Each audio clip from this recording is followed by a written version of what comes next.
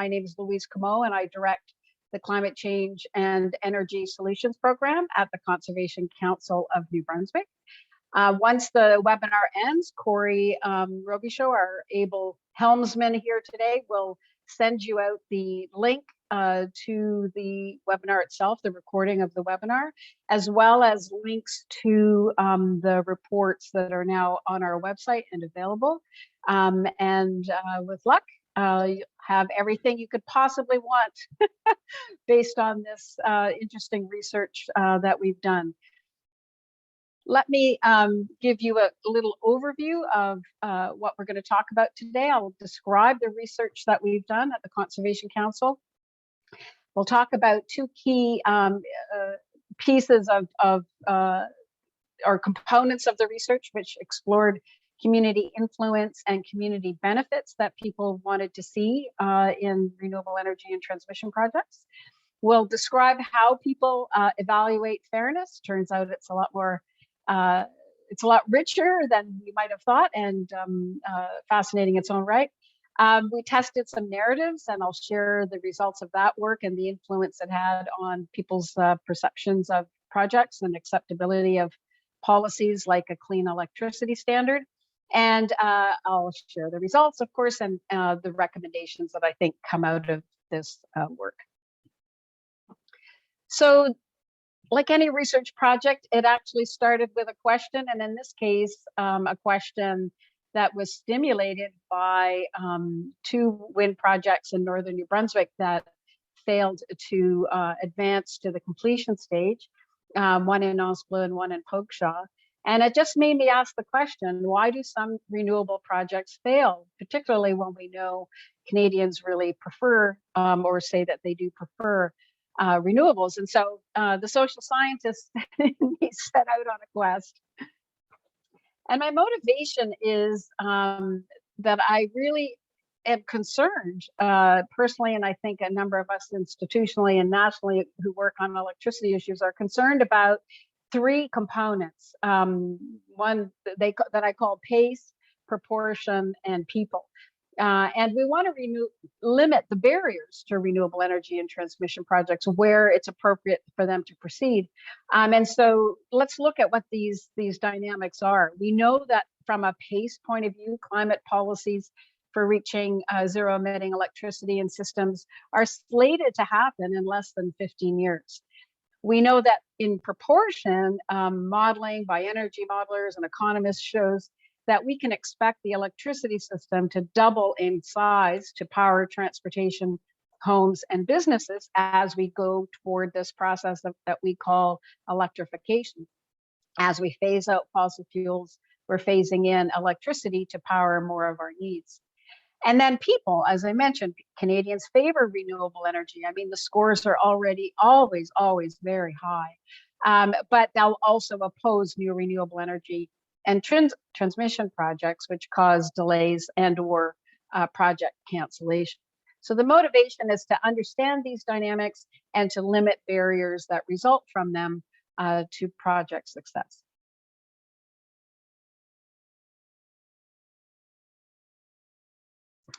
So I took a two-part process, what I call my mixed method approach. As a researcher, I tend to like to do both qualitative and quantitative research, and focus groups to explore concepts and dynamics, and then a survey to confirm things. And the focus groups, which we held from March 1st to 8th, so not that long ago, we engaged 51 people from across the country, 90-minute Zoom calls, and we grouped the people into couplets that aligned with where policymakers perceive we might be building out interties as we go through this process of doubling or tripling the size of the electricity system. So people were coupled in BC Alberta group, a Saskatchewan Manitoba group, a New Brunswick Nova Scotia group, and then an Atlantic-wide group. And the reason for that is, of those three groups, the discussions of this idea of an Atlantic loop, which will build out transmission and interties within the Atlantic to bring in Quebec and hydropower, from Newfoundland, Labrador as well. We went for 2 sessions on the East Coast, and besides, East Coast never gets enough attention. The survey was held, executed April 1st to 8th. So literally a month later, we were really moving quickly. 1,800 Canadians, and looking for the Statistics Canada balance in terms of gender, province, political ideology, and so on. And in that survey, we tested 2 narratives, and I'll talk a lot more about those. So on the question of community influence and community benefits, I want to just share with you, I'm just going to move this up here, a quote from one of the academics that influenced our thinking. And, you know, when we're even asking the question, what kind of community influence, what kind of community benefits should there be in order to produce successful projects in the renewable energy and transmission side of things, your very question puts you in a place that he describes as being in contrast to the traditional decide, announce, and defend strategy of energy development, because such work encourages increased consultation, engagement, and collaboration. And I share that quote with you because it gives you a hint as to what's to come in terms of the research and the kinds of things that people talk to us about in the focus groups and then in the survey. So on the question of how much community influence should citizens have over where projects are located, people were pretty clear. They definitely want to have access and standing to processes that make decisions about projects, and they want participation. They want to truly influence decisions, and they want communities to have some choice. When we got into the details of what that might mean, you know, some people said, look, you know, we'd like to be presented a set of options that then maybe we can vote on. Others were basically like, no, you know, we would like to be consulted, but we accept that others make the final decision. And, you know, in terms of tone, I was really impressed by the focus group participants. They really were collaborative, and they're like, you know, yeah, we get it. You know, we know that there's things that have to be done, but we just want to be treated in a way that gives us some standing. Many of the participants expressed concerns about power imbalance from vested interests, about bias in terms of how presentation of material and content is done. And they really were thinking about things like, you know, could there be neutral experts that were available to advise citizens? And I just wanted to kind of share with you the definition that we used, because sometimes if you think community, you might think my house. You know, we were getting people to think about bigger wind projects and transmission, you know, as well as maybe more industrial sized solar. And so the definition of community for the focus group participants in particular was projects that are in your community, on the edge of your community, near communities, you know, within regular view, projects you might see if you're driving to and fro. On the benefits, and this is the question we ask people, you know, what benefits, if any, should homeowners, communities, Indigenous communities expect when renewable projects are proposed? And so thinking in this case about financial community investments, those kinds of things, people were really, again, you know, I thought kind of generous in their sharing, right? We want to be educated so that we can participate. We want information so that we're more knowledgeable. But they also talked about personal and social financial benefits, things like they'd like to know what is on the table in terms of potential jobs for their area, economic partnerships, incentives and rebates, tax breaks potentially, even community sponsorships were acceptable, as well as the environmental benefits. They are definitely driven by a concern about community impact without there being a community benefit. We really got some powerful interventions from people, particularly in places like Pincher Creek out west in Alberta, which has high density wind projects. And so, you know, they talked about this issue of, you know, we see the turbines, but we don't get any of the benefit. And so they're looking for things like community sponsorships, even things like lower property or sales taxes or power rates. But they just want to know that the power that's generated from the project is potentially power that their community could rely on. And for other people, community pride was even a community benefit, something that they could feel good about taking part in. We know that transmission projects can be a challenge, so I've shown my grumpy face here. And we did have one narrative in the focus groups that allowed us to get people's reactions. And we did this on a number of topics. I had about 7 or 8 different kind of paragraphs that the focus groups participants responded to, and that helped us get to the next stage. And on transmission, that there's support for the concept and the fact of it being a reality day to day. It's necessary within limits. And so in the narrative that we developed, I used the argument essentially that we hear day to day, right? Energy experts say we need transmission lines to increase the reliability of renewable energy, either to bring in hydropower when the sun is not shining or the wind is not blowing, or when other storage technologies are not available. So that's what the focus group participants were exposed to. And their reaction was, yeah, we're open to sharing. And this is, of course, why I had them in the BC Alberta group and Nova Scotia, New Brunswick, and Saskatchewan and Manitoba, because this is the idea, is you're sharing across borders that have hydro into provinces that have coal projects, and they need to phase them out by 2030 under federal regulation. The point being that transmission is necessary, a necessary evil, if you will.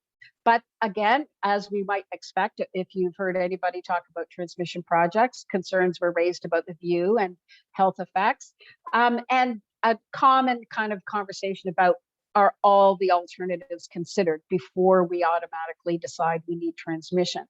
And we'll talk a bit more about some of the concerns they have around being over-reliant on other sources outside of our provinces. The issue of burying lines came up, and they're concerned about whether or not lines will come through their area and just be for exports. And if you've paid attention at all to transmission issues, a project running through Maine for Hydro-Quebec failed on those very grounds. And there was issues regularly raised about what about the risk to sovereignty? What about energy security if a province becomes too reliant on electricity from out of province? So I got some very interesting nuance in terms of the focus group feedback. When we sat down to look at the focus group results, and I was reflecting on the comments and looking at the comments, what I realized was that, whatever angle we were coming at it from, that really we were talking about fairness. People were talking about, is this project fair to me personally or to my community, and so on. And of course, while we were doing this focus group work, we were also doing a literature review and so on. And so we were toggling back and forth, and some of the key academics that were influencing our thinking on social acceptance also had produced work that looked at this question of fairness. And so the first thing I want to say is, just like we do, and you'll see this when I talk about trust, with fairness, we tend to say is something fair or not fair. But fairness is a multidimensional concept. And so when we ask if something is fair, like a policy or a project, we kind of miss that nuance in terms of how people are evaluating when we don't have an understanding of the kind of contextual dynamics that are going on. So from the academic community, what I'm showing you here is a fairness framework that has kind of 2 big boxes at the top: fairness comparisons, how those are being done, and fairness outcomes.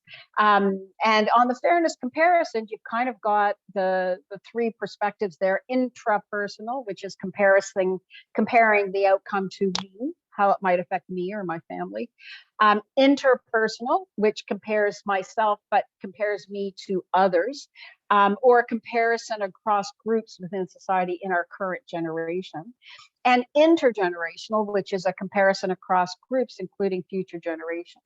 So right off the bat, especially around community benefits, which is really about distribution of cost and benefits, the 6 fairness outcomes, which are great because it gave me a nice scale for our survey, are being financially worse off, being worse off than others, wondering whether everybody will be equally affected, whether the outcomes are proportional to income, in other words, ability to pay, proportional to contribution to the problem, as in culpability or liability, and protection of nature, environment, and future generations. So that gives you an idea of this richness of fairness. In this case, primarily distributional fairness or distributional justice, if you work with that literature.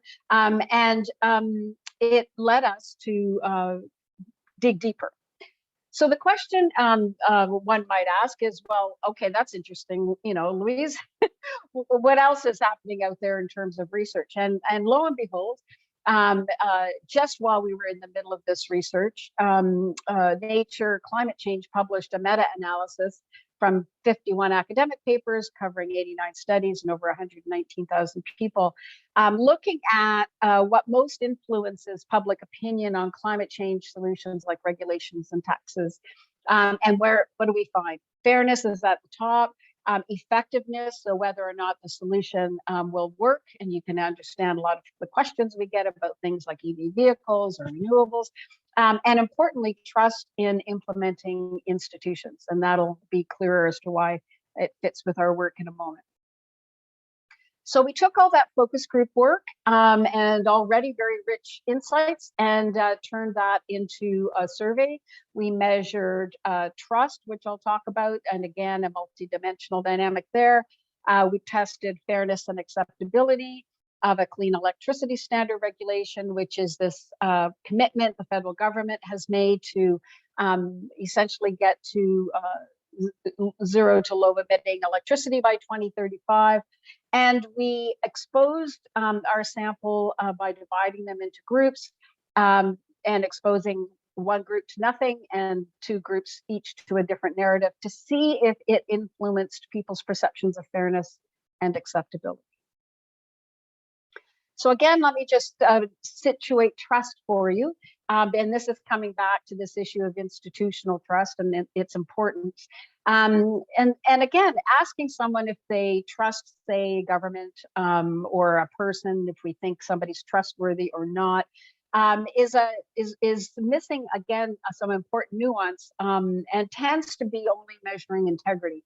But trust also turns out to be a multidimensional concept. And so let me take you through this, what looks complicated, but it's not that, it's easy enough if we just look to the first box on the left. And what we're measuring here is general trust, a concept called general trust. And within that, what goes there are things like believing the institution has the skilled people needed. And in this case, the question was about regulating a non-polluting electricity system, that they have the competence to do so, that they're acting in the public interest, that they make decisions in a way that's fair, they provide all relevant information, and they listen to what ordinary people think. So all of those items are in a category called general trust. On the right side is the skepticism part of it. If you believe that this institution distorts facts in its own favor, it's too influenced. In this case, we asked by provinces, utilities, and industry regarding this regulation, or that they change policies regarding regulation without good reasons. So basically, they're unreliable.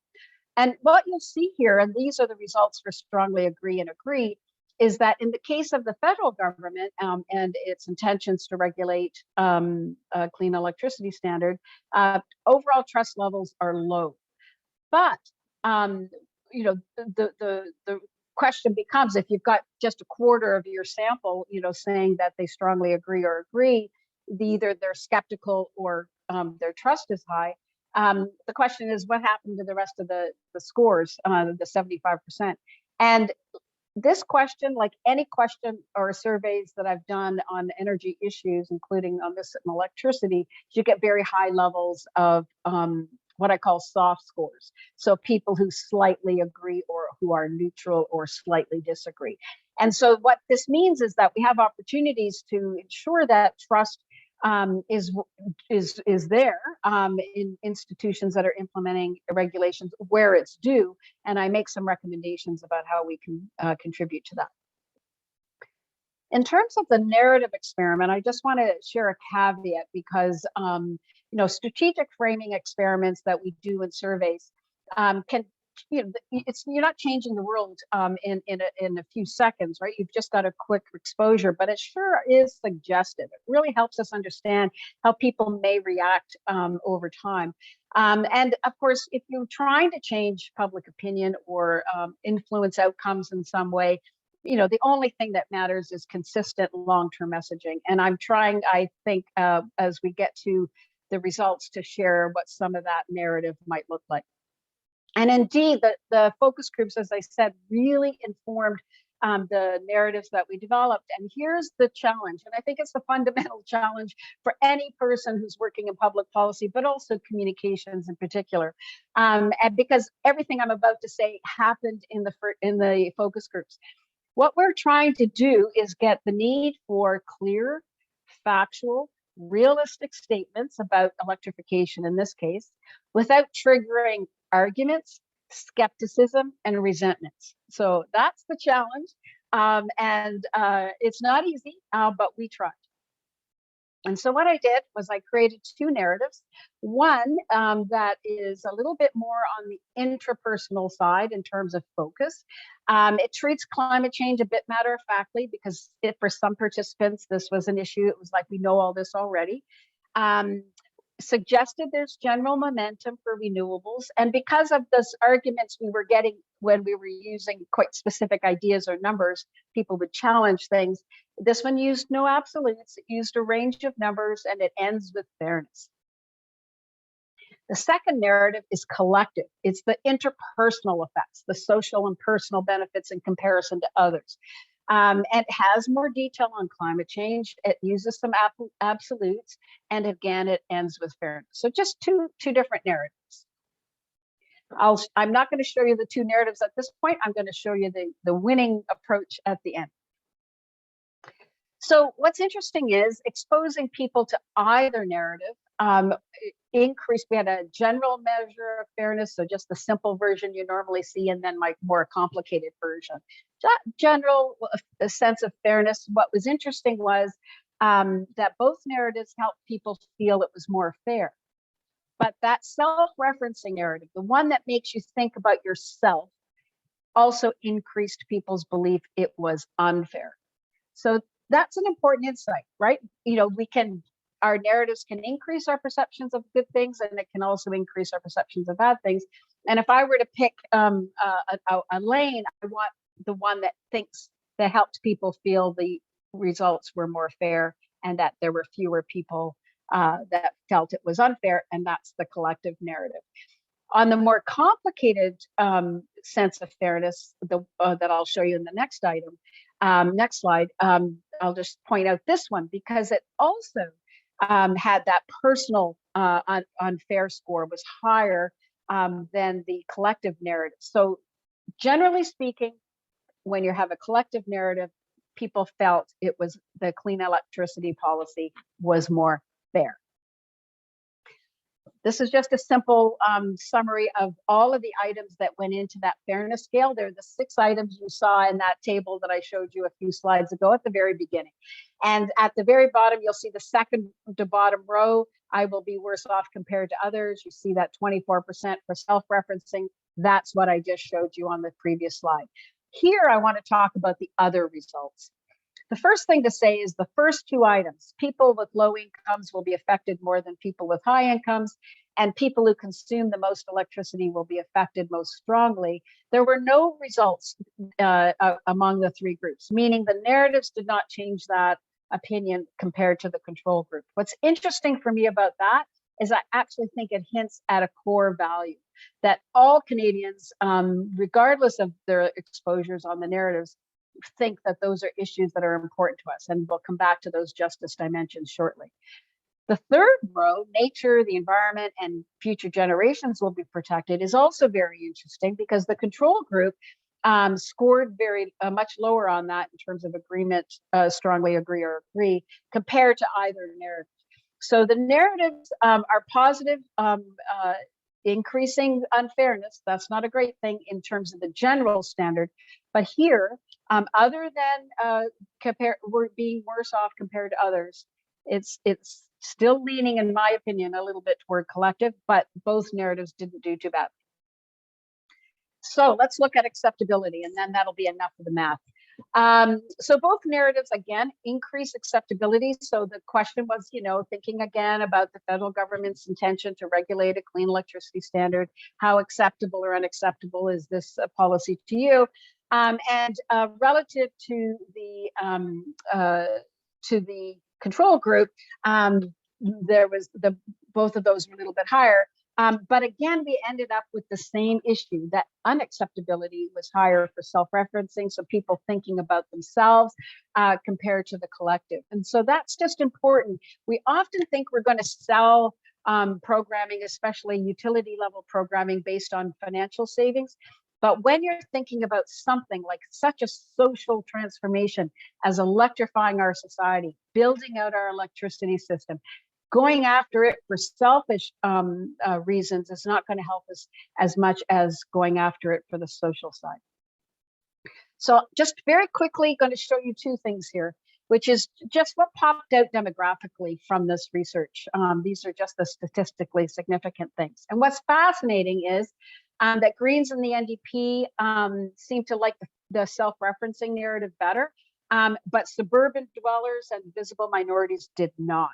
On the positive side, that they liked it better than the average were the Liberals, Conservatives, undecided voters, Blocks, city and rural dwellers, Francophone, and Indigenous. Again, for me, that pops me into the collective side of things.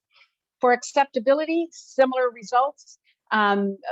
Greens in Ontario, Alberta, and Newfoundland, some of the suburban piece came up again on the negative. And then on the acceptable side, Liberals and Conservatives, again, the same, and Francophones, and again, Indigenous and visible minority. So again, acceptability is higher, perceptions of fairness is higher among key demographics. So let's just quickly move into the recommendations, and then we'll have some time for discussion. So if you're a communicator or thinking about communicating, my takeaway from all of this work is I'm just going to be more cautious about using absolutes. And so that, for example, saying, one solution to climate change is electrification, or something is cleaner than this or that, as opposed to clean. Minimizing these debates that people were reacting to over, is that a true number, or I've heard of something else, so I'm using more of a range, or talking about the need for action right now.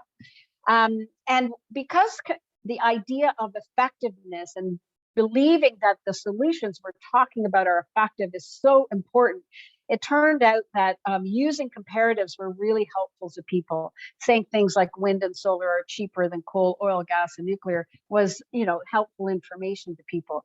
So thinking about that while people are trying to understand solutions and what they think about them and whether they work, that the more information we give, the better. Obviously, it won't surprise you for me to say that we should be speaking more and more to fairness outcomes, that we should be seen to really be defending that need for fairness. And we want to, show that there's momentum, right? To build confidence in terms of, we can do this. We want to show there's momentum through concrete examples and get people aware of projects maybe they can see or know about in their communities. And do that in a way that isn't so high level and so overwrought with enthusiasm that we sound like a politician. It was a really big comment on one of my narratives in the focus groups. And I do think we need to do further testing on this issue of sharing security and sovereignty frames as it relates to transmission. So let me just do the reveal here on what I think, at least from this research, a narrative could look like that talks about electrification. I'll just read it to you. You just don't have to read it. You can close your eyes for a moment. Electricity made by burning coal, oil, and gas pollutes the air and makes weather extreme. We see how floods, heat waves, and forest fires harm the health and safety of Canadians. Scientists tell us the world has to change how we use energy now if we are to keep people and nature safe. One way to solve climate change is to build non-polluting sources of electricity to power electric vehicles and transit systems, our homes and businesses. We need billions of dollars of investment to renew Canada's electricity system. Electricity made using wind turbines is cheaper than using coal, oil, gas, and nuclear. When transmission lines connect provinces, non-polluting power reliably reaches Canadians. To keep power bills affordable, though, we must use electricity efficiently. We can pay less to power an electric vehicle compared to a gasoline vehicle. But securing these energy savings costs money. Canadians need financial incentives so electric vehicles and retrofitting homes are affordable. We need workers so we have the expertise to retrofit homes and businesses. We also need to ensure citizens and communities have a say about where renewable energy projects and transmission go, the size of projects, and have a chance to partner and profit from projects. So this is what I call like a narrative arc. It's not like you would literally use it, but it's certainly a guide. And I can tell you, I use bits of it. I use sections of it, depending on what it is. I'm cutting and pasting and pulling in it and so on. But it does give you an idea of what that overarching narrative arc could look like.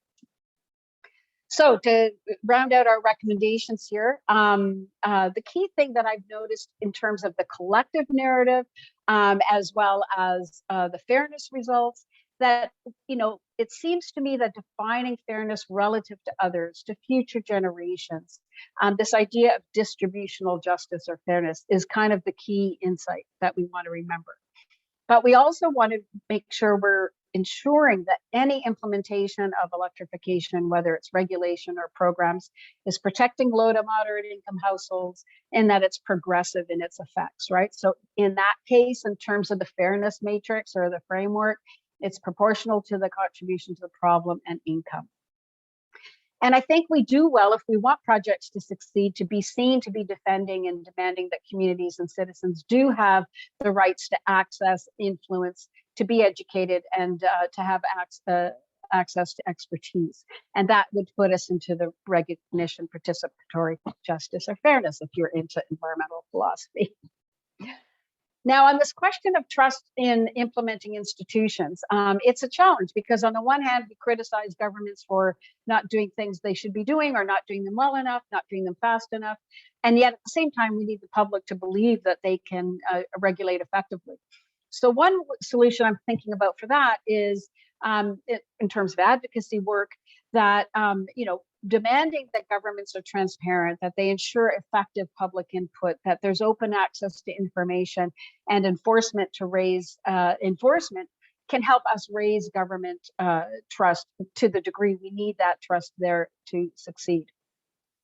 But we also should be challenging industry and utility players who are not doing their fair share and ensuring that they are making a contribution that's proportional to their cause or contribution to the problem and to their ability to pay. Finally, I'm just going to say a couple of things about a couple of other studies that I thought would be important given the conversation we're having. The first is that there's this interesting trend going on where, for years and years and years, everybody had a scale in their surveys that would ask a question, do you trust scientists? Do you trust environmental groups? Do you trust your friends and family? Do you trust this group, that group, this group? And this trend has been fascinating because over the last couple of years and really accelerating in the last year, people have, as they've dropped or reduced their level of trust in institutions, increased their trust in friends and family. And in my study, friends and family were actually at the top. I'm hoping it's an outlier because very few people know much about electricity. And so we need to think about this issue and what it means. We've also talked about and tested in surveys what people think or how they react to the terms just transition or fair transition. It's a term many of you will be comfortable with because we talk about it a lot in terms of oil and gas workers, but there'll be transitions in other sectors too. And what's interesting is the phrase fair transition was preferred, and this is statistically so, by Atlantic Canadians and Conservatives, although it was close to just Greens and Bloc, whereas just transition was preferred in Ontario, Saskatchewan, Manitoba, NDPs and Liberals, and again here, although very close. So there are differences. It can be a trigger word to say just transition for some, and I think for me, I'm going to be using fair transition as we go forward. As I've mentioned, thinking about trust building, we build trust best, I think, for thinking about all 6 fairness evaluations, as well as recognition and procedural justice. Finally, I'm just going to mention something if you work on policy, and this is the clean electricity standard that we're working on at CCNB with colleagues here, of course, in New Brunswick, but across the country. And that is, how can this standard deliver these fairness outcomes? The feds don't have jurisdiction. And so there are things that can be done. They can tie their dollars to fairness outcomes, including minimizing rate impacts. So, for example, they can pay for more things. If utilities are paying for things, then it's all off the rate base. And we don't want rates to go up, even if bills can go down through efficiencies. It's a hard thing to sell. We want, obviously, increased access to retrofits and for low to moderate income families. Again, federal government can do that through its own programming and expanding those programs and partnering with provinces. They can do more to strengthen transparency and effectiveness. And this is in particular a concern of mine, because under the Canadian Environmental Protection Act, which is where the clean electricity standard will live, there's something called equivalency agreements that the feds can negotiate with provinces, where they define that they've achieved the regulation perhaps in other ways than what was intentioned or planned for by the reg itself. And I really do not like equivalency agreements. They tend to undermine environmental outcomes. And so what we'd like to see is that not only are they more transparent and effective, but that if the federal government is willing to negotiate equivalency agreements, then they should require provincial legislative and policy reform of the Electricity Act and Utility Board Acts, energy policy updates, electrification strategies to be completed.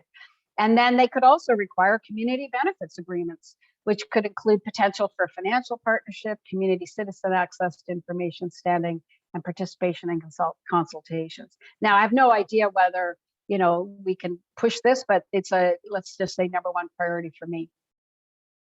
In terms of next steps, we're now in field for the rest of the summer. We have 2 amazing researchers with us. They'll be in Anse Bleu and in Pokeshaw, as well as Belledune. Anse Bleu and Pokeshaw, you might recall, are where the 2 wind projects failed, and Belledune because of coal phase out. We will be doing door-to-door, we'll be doing phone calling, and we'll be doing surveys for people who would prefer to do that. We'll be talking to citizens as well as stakeholders in those areas.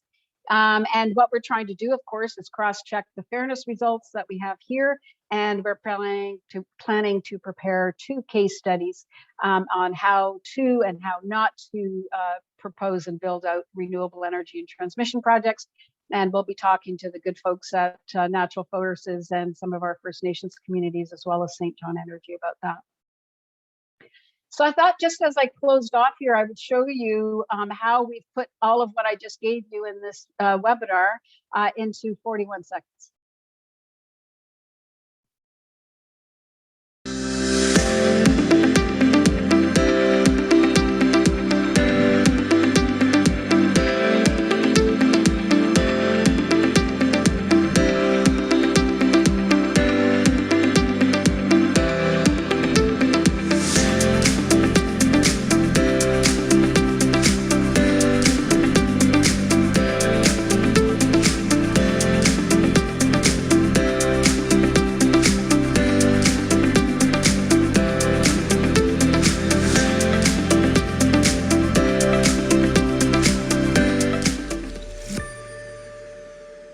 Okay, I'll stop sharing. Oh, look at all of you there. Isn't that lovely? I didn't get to see any of you before this.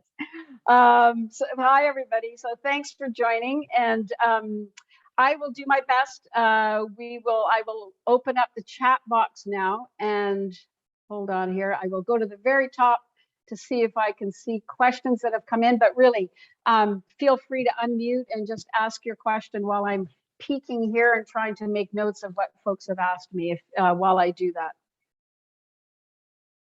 Okay, so let me just do this. Yes, are you able to, I'll start with Joanna Bull's first one. Are you able to share whether the focus group participants were from rural? Yes, I can do that. I've got it broken out somewhere. In fact, we had a priority to pick people who were representative of those communities. I have a list that tells me what the numbers are. I just don't remember what those are. right off the top of my head. Jim says, I arrived late. Did you say whether respondents were chosen from communities that already experienced this? Okay. So the focus groups, what's fascinating to the focus groups is I worked with narrative research, these people were randomly selected, right? They do an email invitation from across the country. We had a pre-screening survey to exclude people who were I'm just admitting somebody, people who were in the business, who were working in the field or were advocates in the field. And we ended up with a couple of people who were living in communities with renewable energy. Complete fluke that we had somebody from Pincher Creek and a couple of other communities. So just a stroke of luck, really. It was great. When I send you the deck, or Corey will be putting into the chat the links to the documents, I have included extensively the quotes from all of the focus group participants, not identifying them by name, of course, including the ones from Pincher Creek that are absolutely worth taking the time to look at. What about transparency? This is essential to build trust, particularly members of the regulator. Yes. Martin, I don't know what to say other than to agree with you. Getting transparency is a whole other thing, right? But I think the more that we can fight for it, comment on it, say it in every meeting that we're in. And one more thing I've decided lately, doing more access to information requests. Turns out that they, in some ways, sometimes a report for many reasons that we may not understand is not being released. Doing an access to information can stimulate the release of a report. And so I think we just need to use that tool more and, do access to information requests. I've always been reluctant, but I'm getting a lot more enthusiastic about it.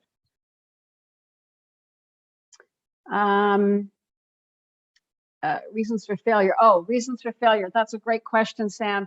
Sam's asking about why did the projects fail in Northern New Brunswick? So these projects were part of a call from NB Power for under a program called LORAS, Locally Owned Renewable System, something. A number of First Nations projects succeeded in the bid, as did these two communities. So these were the two private sector-led projects.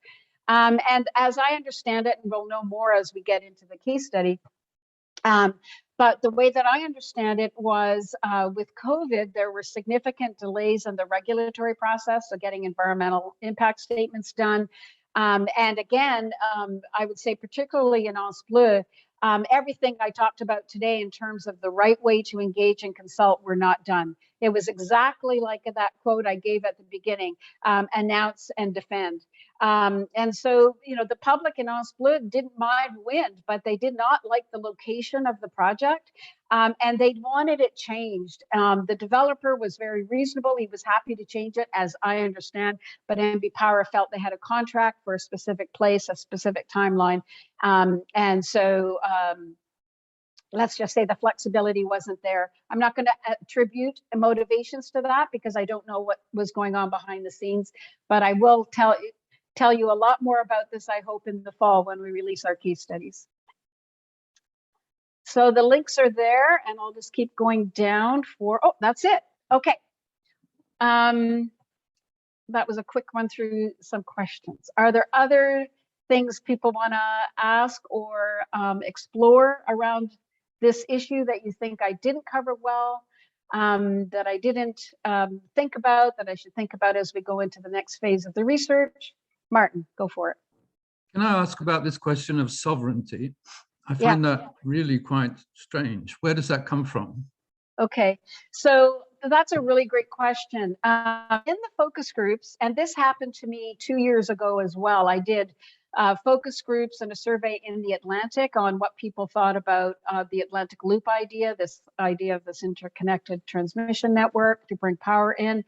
Both times, people raised kind of three pieces of this. One was, what happens if the power goes out and we're reliant on power from outside the province? We don't have anything in the province. The other aspect of this was, well, if we're over reliant on power from outside of the province, then those utilities can just raise rates on us. Why would they care about us, right? That they felt they might be treated differently.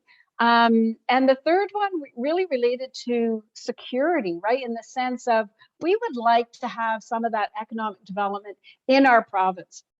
And I saw that both in the 2021, I guess it was only a year ago that I did that survey, as well as this one, that people really prefer to have in-province development of renewables first before we were kind of thinking about these interconnects. I mean, for people who work on the files, they might see that as more, it's an integrated package. We kind of do both at the same time. But I think it's an important point that citizens are raising, because the modeling that we see as well says, while the Atlantic Loop can help, it's, a portfolio approach is really the smartest thing to do. So actually, the focus group participants are actually saying what the energy modelers are saying, is that the smartest approach is a good mix of in-province renewables and storage and interconnections. That's the best. That's the more secure and sovereign kind of thing to do. Nicholas, curious about the disproportionate level of concern with fairness impacts for low-income households among self-described conservatives. Do you have any concern about bad faith responses to your polling? I could dig a little bit further. What I've got here for you today is the simple crosstab stuff. I haven't even got into my fancy poke at things a little bit more yet. But my sense is that the concern about the effect on those who are least able to afford it is a cross-cutting, cross-political issue. I did not see any partisanship play a role in that particular thing, and I think we could take that as a core value. All that to say that I'm saying that without prejudice to my further analysis over the course of the summer. Jim, how realistic is the imposition of federal requirements on provinces for equivalency arrangements? Think of Alberta and QC. So it's not easy, but none of the policy objectives that I've ever had has been easy. After 30 years working on climate, I kind of don't really worry about how hard they are. But the fact of the matter is the feds are in an excellent position when they're negotiating equivalency agreements. If the province wants to design its own program, then that's the moment they need to be able to put their foot down in terms of those negotiations. It's not after they give them the easy way out that they can come in and fix it. And if you're attending at all to some of the Fed-Prov dynamics on Atlantic Loop or these transmission pieces, what the provinces want, they want the federal money. So, what we're saying to the feds is, in exchange for your money, don't play it soft. Really be pushing hard for what we can get out of here. The other advantage that we have is that every smart think tank in the province, not the province, in the country right now, is saying exactly what we're saying. And so the Cleaning Climate Institute just came out with modeling. They're calling it electric federalism, where the feds would really tie their money, make it conditional on these regulatory changes in terms of Electricity Act and policy changes like updating your energy policy and that kind of thing. The protection of low to moderate income households is a consistent theme across. And then today, another body called Electrifying Canada just came out from the business community calling for very similar things. So I think as long as we stay in that kind of alignment, we'll be in good. We'll at least have a shot. What can I say? We'll at least have a shot. Clifford's asking about distributed generation and microgrids. Are there people who prefer this strategy to expanded transmission and large-scale renewables? So very much so, Clifford, although we didn't get into it, as you can imagine, in the focus groups at that quite level of detail. One thing I should share with you is that in those focus groups, you might have wondered how I got to 7. Maybe you didn't even think about it. How did I get to 7 when I had them in 1 in BC, Alberta, 1 in Alberta, Saskatchewan, 1 in Nova Scotia and New Brunswick, and 1 in the Atlantic? I did that because I had to divide the people by gender. And the reason for that is, if you've worked on these kinds of issues before, there is a difference, whether one thinks of gender as a socialized construct or not. The reality is that women are a lot less comfortable with a topic like this, which they see as technical, and the men were very comfortable and got into the details. So the men were talking about microgrids, the women were less comfortable, but offered obviously critical and important insight and contributions to the focus groups. So we separated them so that they would feel comfortable and confident to have that. I also think that it fits, Clifford, with this security kind of issue, right? That people were really keen, for example, on solar. In fact, they preferred solar, rooftop solar and storage to large wind projects, very much so. That just came up naturally, but that's about as deep as it got.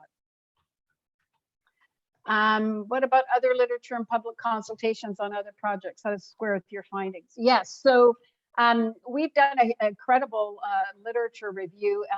There's two literatures I'm working with right now. And what I've shared with you today is coming out of the social acceptance literature. It's extensive.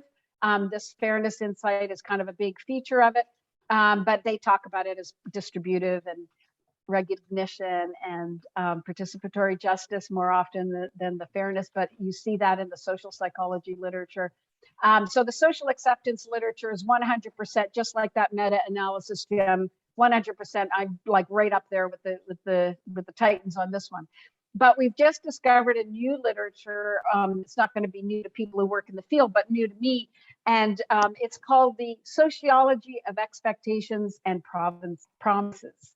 And this literature comes out of technology studies, and it looks at how the narratives we build around the hype and buzz of new technologies creates these field attractions, that all of a sudden, this think small modular nuclear reactors, right? We don't have a real thing anywhere. We have a story, and that story is attracting real stuff, money and people and institutions and networks.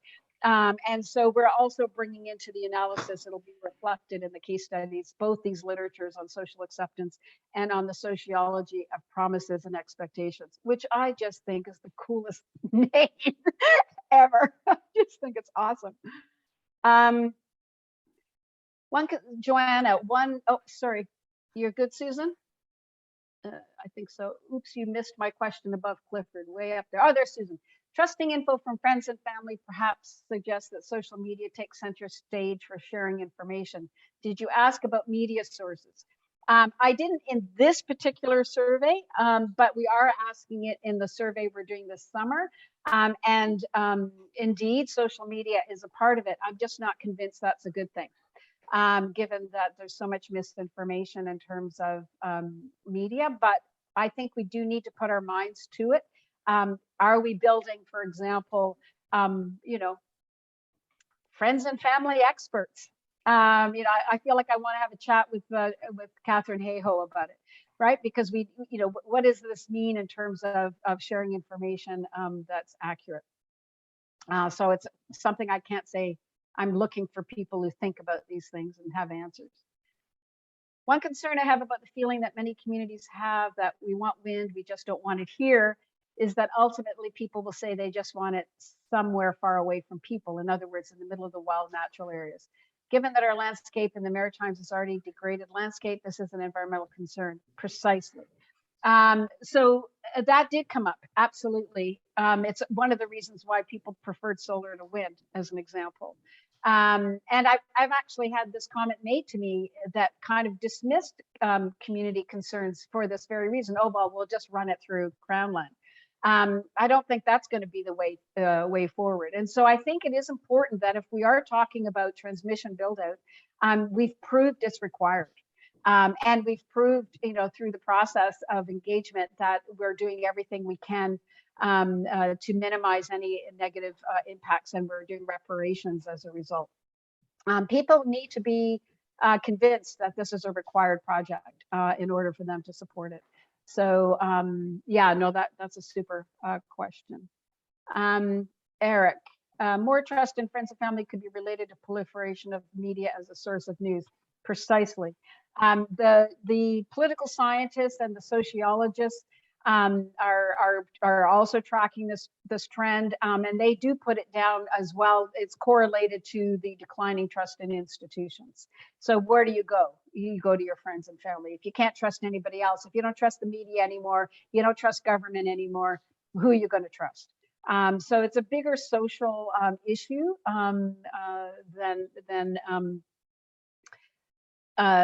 than just that. Louise, you missed my question above Nicholas. Okay, and first of all, Anne Coxworth, hi. Good to see you. Let me find Anne, Nicholas, Anne Coxworth. The main reason people in Saskatchewan are skeptical about renewables is that they have been convinced that intermittency, yes, is a huge problem unless we have baseline in the form of nuclear or fossil. Exactly. Got to have a natural gas plant. That's the only way, or we got to have SMRs.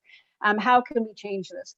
We change it by, we have two choices, right? We have to counter the misinformation on the gas nuclear side, and it's a big issue. Try being in places like Alberta.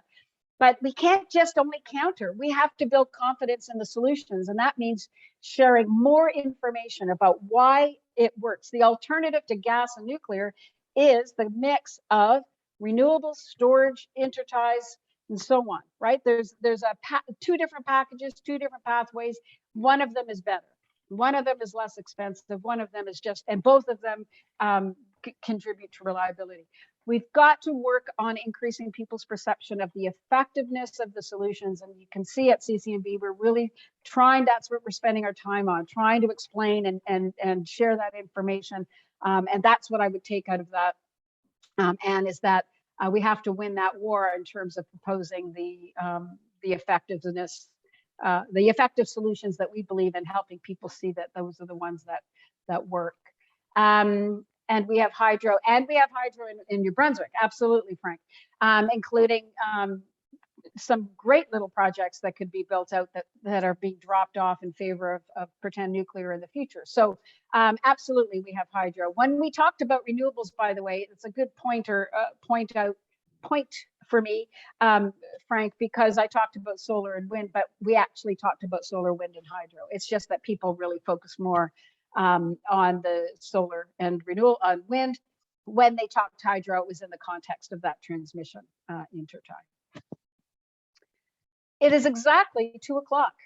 Thank you so much. If you have other questions, don't hesitate to email, and you've got the links there. It's been wonderful having you, and I hope you found the research useful and interesting and the webinar worthwhile. Thanks.